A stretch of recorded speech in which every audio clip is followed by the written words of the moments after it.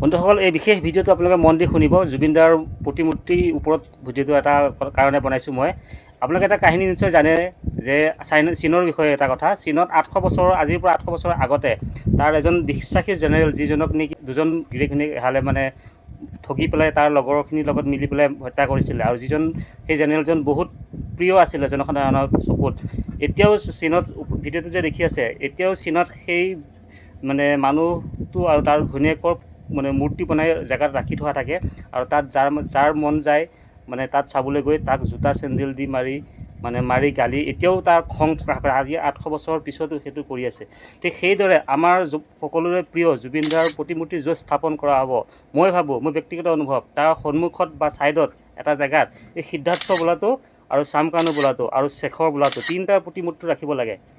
তাত আমাৰ জুবিন প্ৰিয় বা অসমবাসী যিসকলে জুবিনদাক শ্ৰদ্ধাঞ্জলি দিবলৈ যায় বা জুবিনদাৰ প্ৰতিমূৰ্তিক চাবলৈ যায়, প্ৰণাম কৰিবলৈ যায়, সেইসকলে যাতে নিজৰ জোতা চেণ্ডেল খুলি এই পাষণ্ড তিনিটাক যাতে এই ভিডিঅ'টোত চলি থকাৰ দৰে যাতে কোবাই পেলাই নিজৰ মনৰ মানে ক্ষোভটো শান্ত কৰিব পাৰে। গতিকে এইটোৱে মই ক'বলৈ ভিডিঅ'টো বনাইছোঁ। আপোনালোকে যদি ভিডিঅ'টো ভাল লাগে লাইক কৰিব আৰু কমেণ্ট কৰি জনাব কথাটো ঠিক হ'ব নে নহ'ব, আৰু পাৰিলে ভিডিঅ'টো আগলৈ শ্বেয়াৰ কৰি দিব যাতে আৰু মানুহে ভিডিঅ'টো পায়। আৰু এই ভিডিঅ'টো যিখিনি মই ক'বলৈ বিচাৰিছোঁ, আপোনালোকৰ যদি এনেকুৱা মনোভাৱ আছে, গতিকে আপোনালোকে ভিডিঅ'টো শ্বেয়াৰ কৰিবলৈ নাপাহৰিব। ধন্যবাদ।